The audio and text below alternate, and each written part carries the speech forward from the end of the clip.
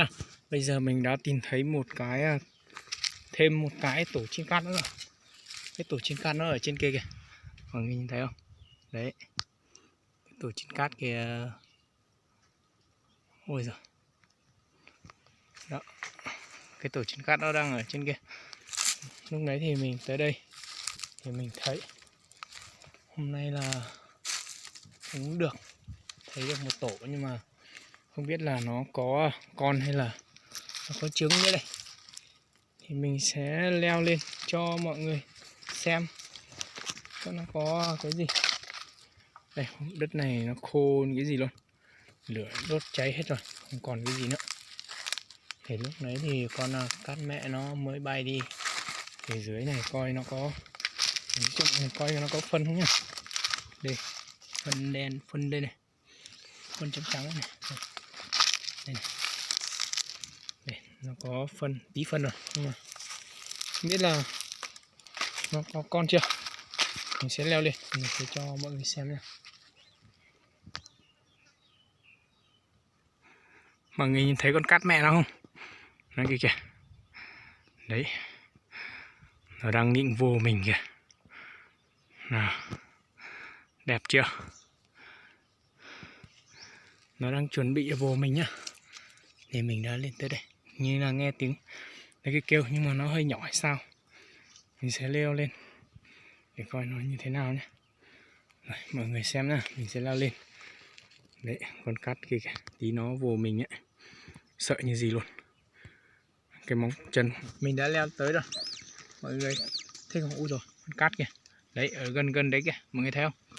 Đấy, nó vừa gần bay vô mình đây, đây này, mọi người thấy không? Đẹp chưa? Đây này, nó đang ở đấy, nó rất là gần mình luôn. Nó đang nhìn tới hướng của mình này. Đấy, mọi người nhìn thấy không? Đẹp lắm đấy, mình không biết thôi.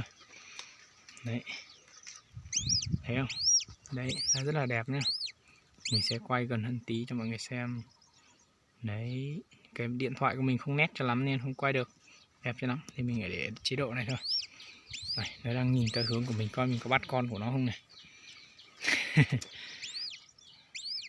Đấy, thôi, đây cho mọi người xem này, những đứa con này đang rất là dễ thương luôn.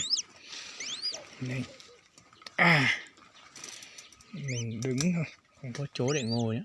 Nó, con cát mẹ thì nó cứ rình rình mình, nó định vồ mình. Đây, mọi người thấy chưa? Người thích không? Đấy, cát kìa. Con cát kìa. Đây, thì mình suốt ngày thì không có việc làm, mình suốt ngày đi tìm chim cát này nọ, mùa này không làm gì nên mình tìm chơi thôi, quay cho mọi người xem thôi. Đây, con cát đó đẹp như gì luôn. Phía sau mình đi mình sẽ bẫy luôn con mẹ cho mọi người xem luôn nhá. Mình sẽ bẫy con mẹ cho mọi người xem coi là con cát nó, con cát mẹ hay là con cát già nó giống như thế nào. Mình sẽ bẫy luôn nhé. Thì bữa nay mình chỉ đi thăm thôi, chỉ đi xem thôi, đi tìm rồi thấy thì bữa sau mình sẽ đi bẫy. Đây, mọi người xem cho kỹ nha, đẹp không? Mình sẽ quay gần tí luôn này. Đấy. Nó đang ngủ kìa, đây đây đây, nó đang rất là buồn ngủ luôn. Ai da, khô quá, mình không mang theo nước nữa nên không có nước uống. Leo lên trên này thì mệt cả người luôn rồi. Đây, thấy không? Mọi người có thích không? Con cát kìa. Đấy, mình sẽ quay một tí chỗ này cho mọi người xem, coi nó thế nào nhé. Đây, mọi người thấy không? Đấy, đẹp chưa? Này, tổ chim cát này nó làm ở trên cây dầu nhé. Đây, 3 con này, đẹp cực kỳ luôn. Năm ngoái thì mình được nuôi rồi, nó rất là đẹp. Năm nay thì mình lấy được 2 con, 3 con trước kia về nuôi, giờ mình đang nuôi ở nhà. Còn 3 con này mình chỉ đi chơi, đi quay thôi. Vậy sau mình sẽ bắt luôn. Vậy là bây giờ mình sẽ xuống. Rồi mình sẽ đi tìm tiếp. Coi là có cái tổ nào hay là có loài chim khác nào không, mình sẽ quay cho mọi người xem. Nhưng với mình thì chủ yếu là đi tìm chín cát thôi. Nhưng mà mình sẽ đi tìm để coi có tổ chín khác nào đẹp hơn chín cát này không. Thì hôm nay thì cũng được một tổ rồi, có 3 con. Nhưng mà còn nhỏ quá, mình sẽ không lấy. Để con này thì chắc phải tầm 1 tuần gì đó thì nó mới lấy được.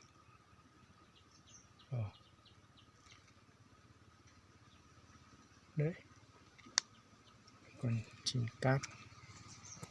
Cái xe máy đi qua. Mình sẽ quay con mẹ cho mọi người xem một tí rồi mình sẽ xuống. Mình ở trên cây thì cây lâu rồi. Đấy, các mẹ đang hướng này.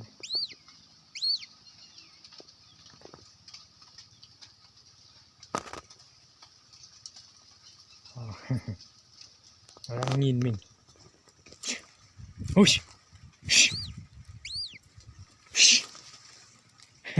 Nó không sợ luôn. Mình đang ở với con của nó thì nó không sợ mình luôn. Nó nhìn kỹ mình lắm á. Đang rình mình lỡ không nhìn thấy thì nó bay vô vồ mình luôn.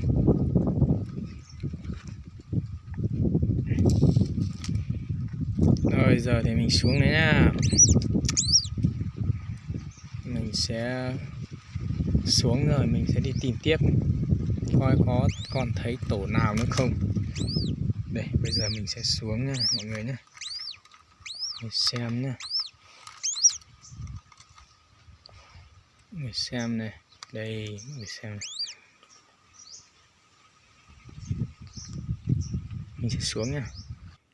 Rồi, vậy là mình đã xuống dưới này rồi. Đây, con cát mẹ nó mới bay đi rồi. Mới bay trên kia, nó đậu trên kia rồi. Mình đã xuống tới dưới này. Và mình sẽ đi tìm coi có tổ nào nữa không. Bây giờ mình sẽ đi nhá. Mọi người xem mình đi coi mình có lấy được tổ nào nữa không. Hôm nay thì tìm thấy một tổ rồi. Đấy, rất là khát nước. Nhưng mà do nó nhỏ quá nên mình sẽ không lấy. Nếu sau nó mà to tí nữa thì mình sẽ lấy xuống.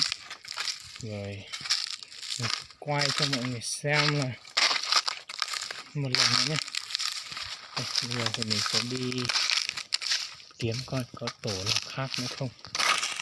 Đây, mọi người xem nhé.